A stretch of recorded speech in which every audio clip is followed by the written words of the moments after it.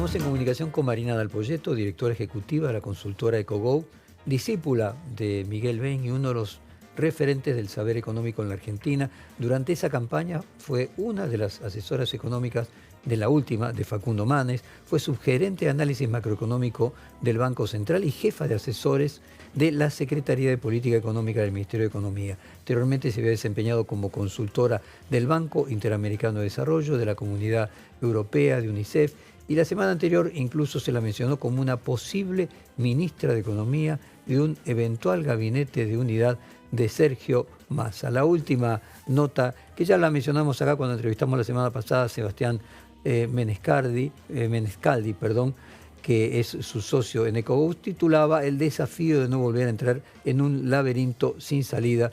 Así que la producción eligió una canción de salvapantallas que lleva como título Vueltas. Entro al cuarto cada tanto, miro un cuadro y una foto de antes. Es distante, esos días no volvían, nuestra foto está vacía. Son canciones que vos no conoces. Sé que no vas a pedir perdón, solo basta tu atención. Quiero que me mires bien, quiero que estés cerca. Quiero que me trates bien y que no des vueltas.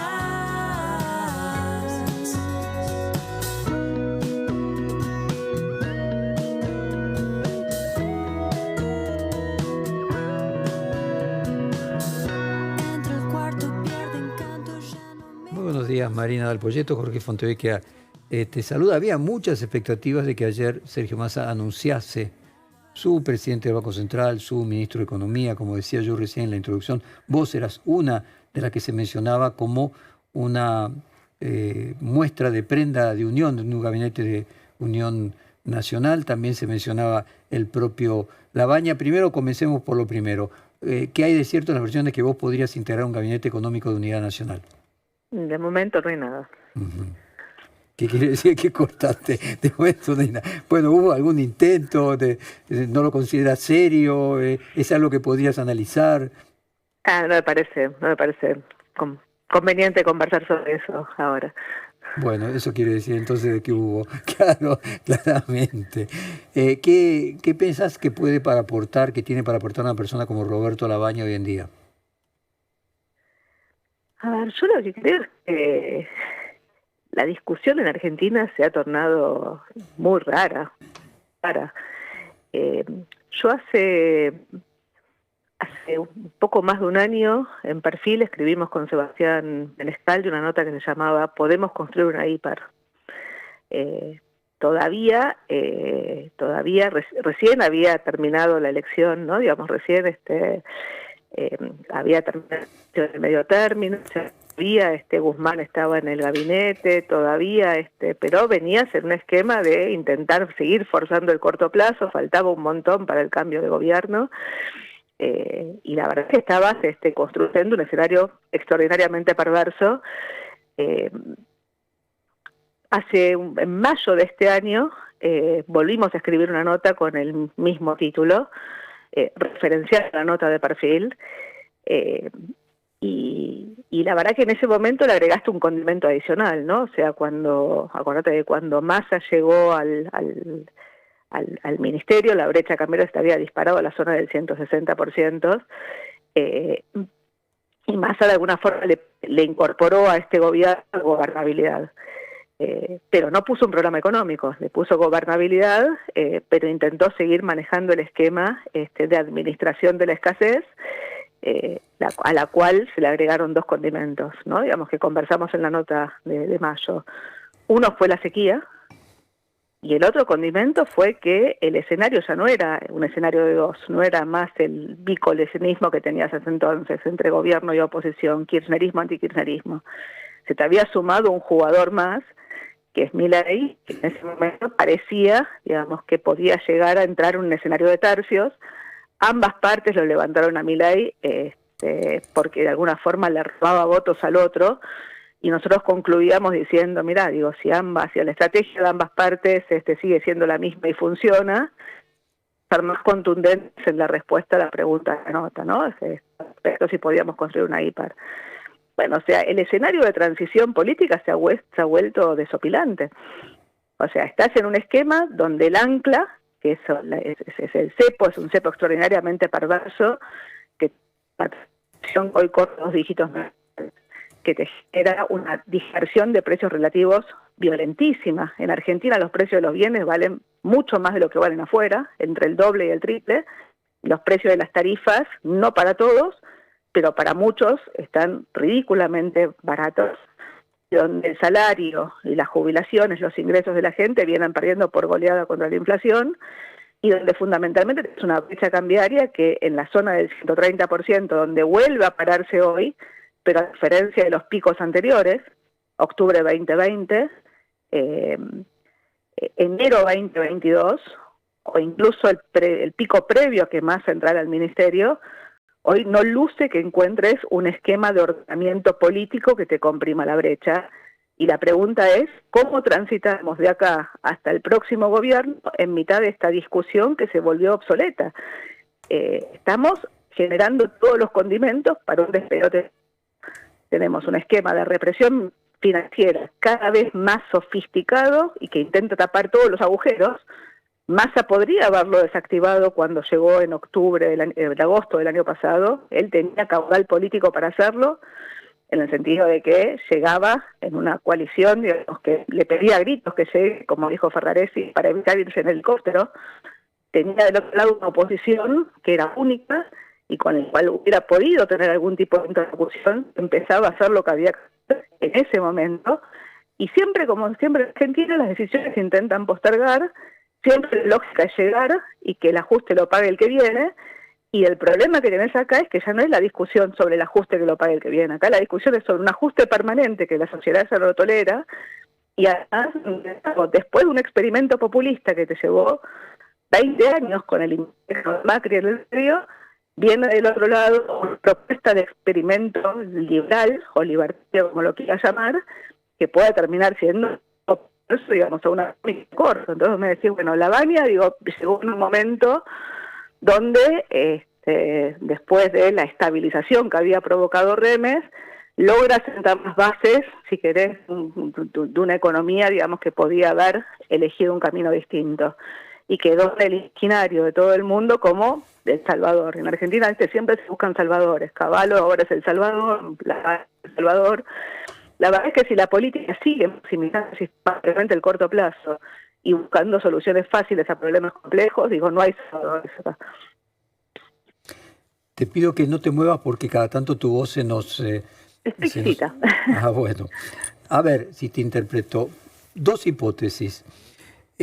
Cada salvador, sea por un lado Lavagna, sea por otro lado Cavallo, o inclusive Surruil con el Plan Austral, necesitaron previamente alguien que hiciera la tarea sucia, un Remenelnikov en el caso de Lavagna, un Hermán González en el caso de Cavallo, o un Grispun en el caso de Surruil, por un lado, y por el otro lado las diferencias que hay entre la crisis del 85 y del 90, en la que en ambos casos se cambió la moneda, pero era una crisis inflacionaria, con la del 2003, en la que capitaneó Lavagna, en la que no hubo cambio de moneda y no era una crisis inflacionaria, o por lo menos no pintaba serlo.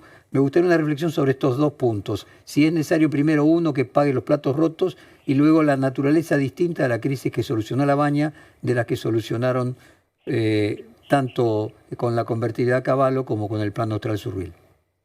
Sí, a ver, lo primero que diría es alguien que pague los platos rotos ocurre porque vino alguien primero que rompió los platos.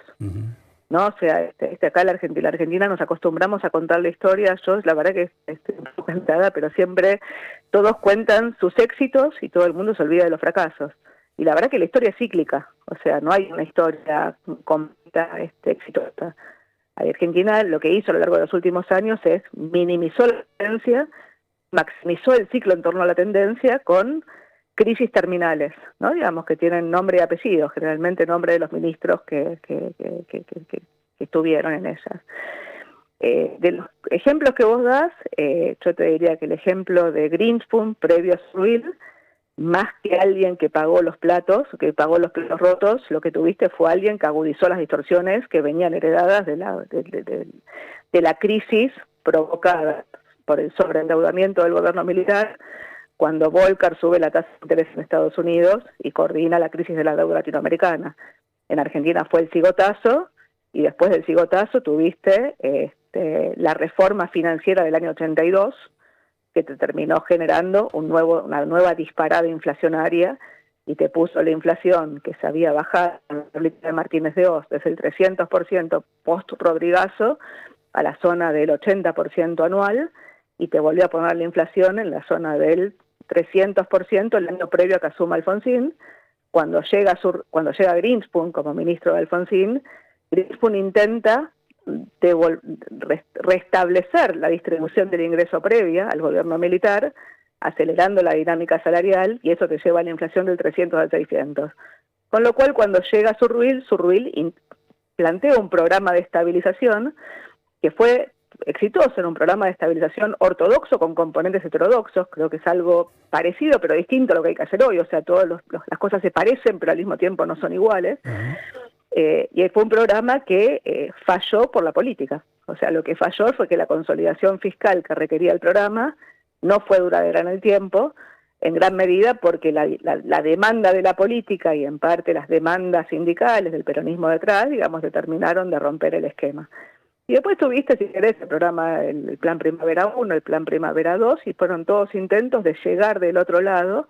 El Plan Primavera 2 termina fallando, digamos, con la devaluación del 6 de febrero del año 89, y Argentina entra no en un proceso de alta inflación, que tuviste desde 1975 hasta el 89, sino que entra en un proceso de hiperinflación, en algo parecido a lo que te ocurrió hoy, que es una transición política entre un gobierno y otro sin cooperación. Entre Alfonsín y Menem sin cooperación, la cooperación llega después de que Menem es elegido presidente, en un contexto donde la inflación mensual era del 200% mensual, y el dólar, que en enero, antes de la devaluación del 6 de febrero, valía 17 australes, valía 655 australes.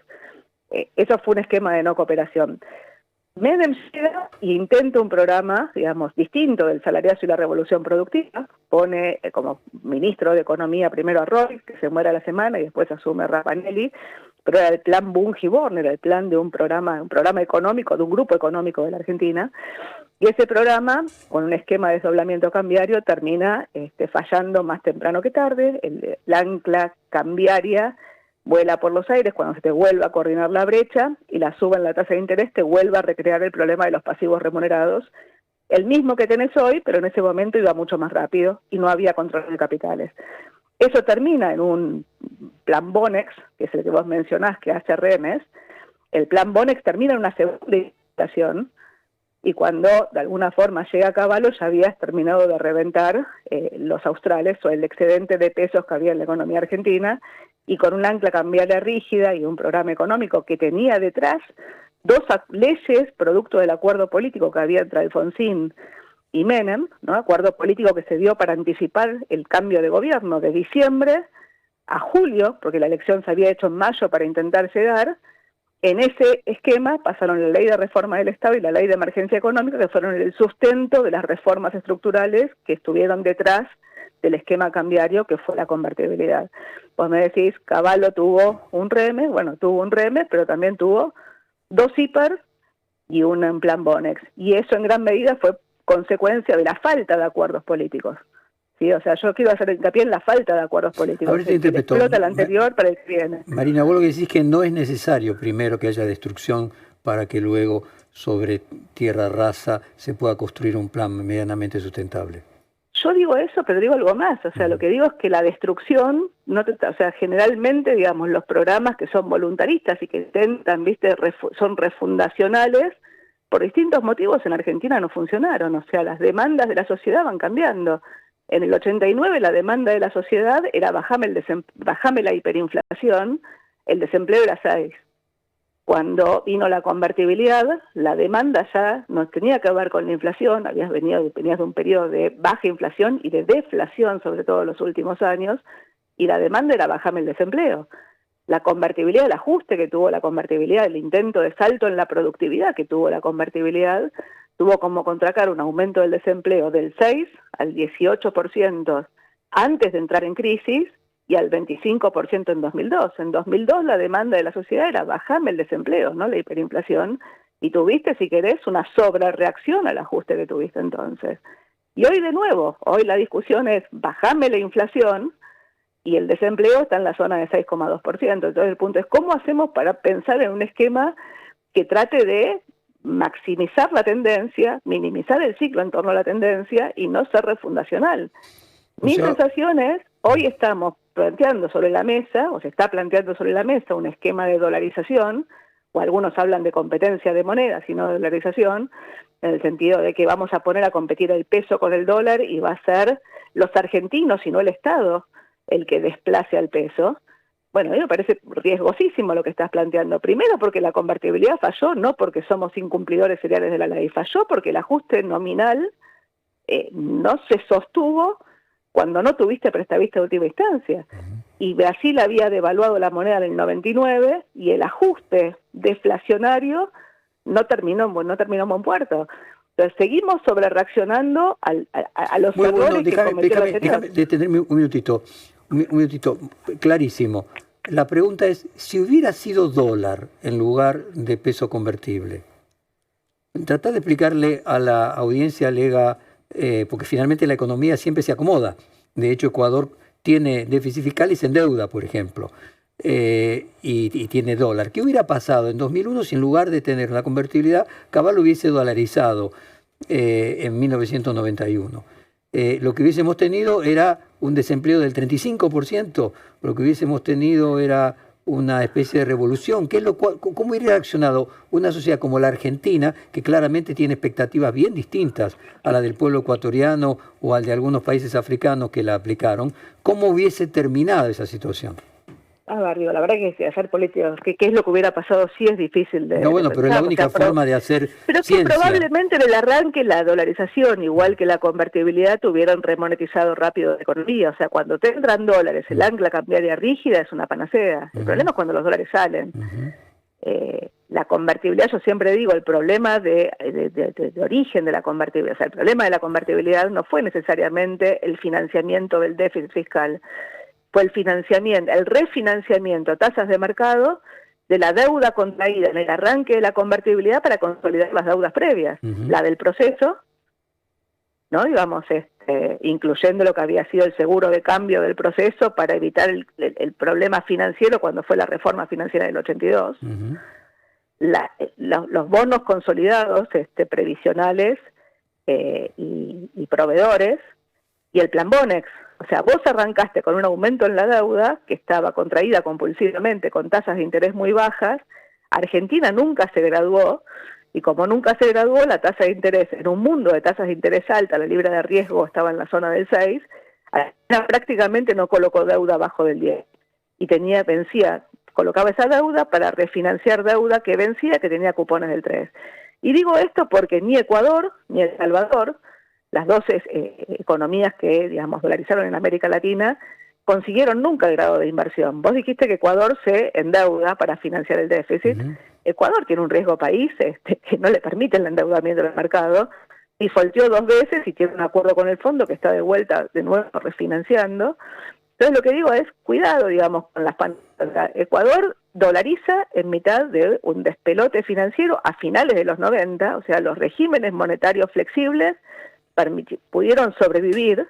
Brasil devaluó, Uruguay terminó devaluando con un salvataje del fondo después que la Argentina no la salvaron, a Uruguay sí lo salvaron.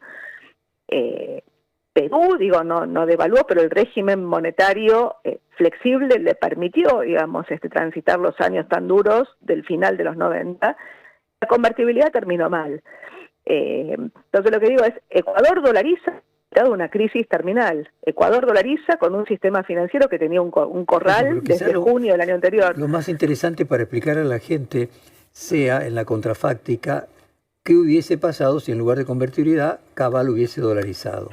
Obviamente se resuelve políticamente, o sea, hubiera habido un estallido porque la sociedad argentina no hubiese soportado 30% de desempleo.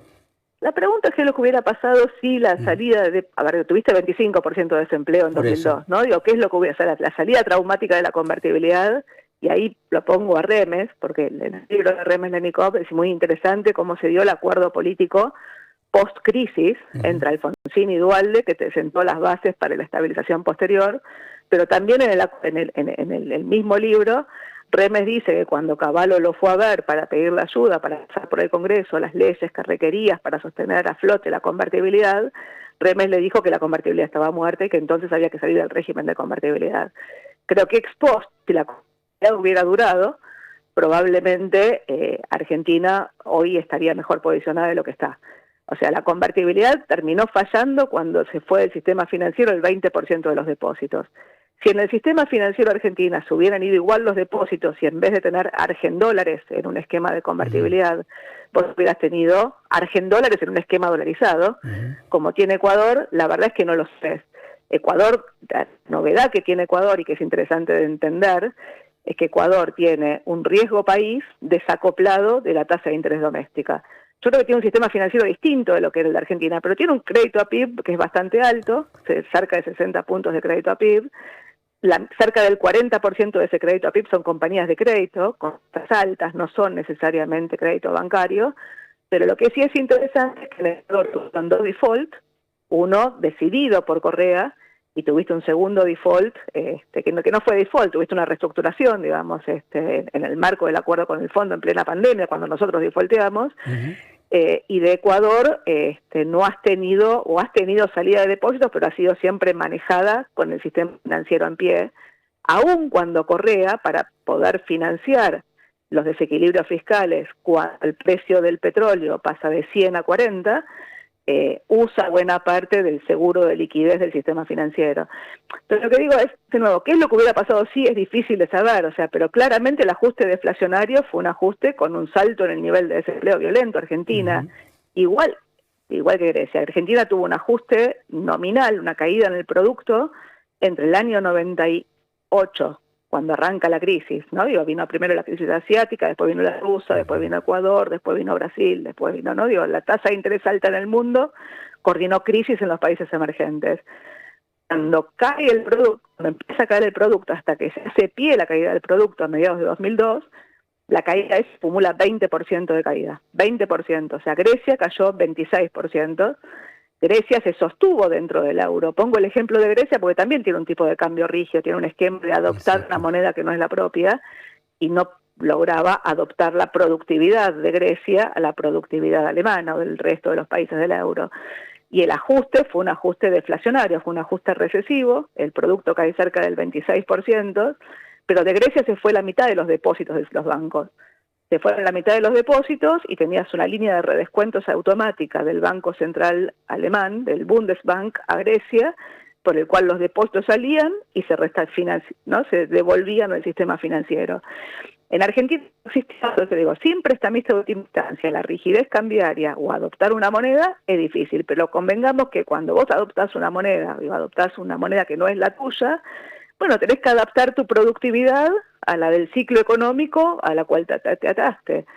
Y la productividad no cambia de la noche a la mañana. Obviamente Argentina requiere un programa de estabilización, requiere un cambio en las reglas del juego que adapten la productividad argentina al mundo en el cual está viviendo y requiere mantener la gobernabilidad. Ahora, suponer que el régimen monetario te resuelve todos los problemas, a mí me genera un poco de escozor, sobre todo de nuevo, porque estás hablando de un nuevo experimento monetario después de un experimento populista. Y digo, no es la primera vez que venís de un experimento populista, si querés, la previa al Rodrigazo, un experimento monetario, el Rodrigazo y lo que vino después, ¿no? Digamos, la tablita de Martínez de Oz, para ponerle un nombre, un experimento, no te voy a decir populista, pero digo, si querés, el primer gobierno de la democracia fue un gobierno que de alguna forma fue inflacionario, y no logró generar un salto en la productividad, más bien tuvo estancamiento en el producto con aumento del empleo, con lo cual tuvo una destrucción de la productividad. Un modelo, si querés, que fue el que más duró en Argentina, que fue el de los 90, donde tuviste un salto violento en la productividad, con un salto violento, si querés, en el desempleo, pero una regla cambiaria que no sobrevivió, y después volviste a tener un experimento populista en los últimos 20 años, digamos, kirchnerismo con el interregno del fracaso de Macri en el medio, y ahora de nuevo vamos a experimento. O sea, mi sensación es, hagamos lo que hace el mundo, digamos, no inventemos la pólvora. Clarísimo, Marina, como siempre. Muchísimas gracias, te mando un beso enorme y te despedimos Igualmente. con esta misma canción con la que te recibimos de vueltas, vos proponiendo que por favor no volvamos a lo mismo. Esperemos que no sea así. Adiós. Acabamos de hablar con Marina Dal Poyetto.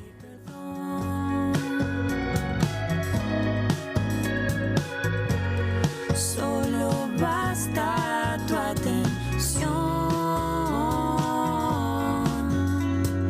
Quiero que me mires bien, quiero que estés cerca.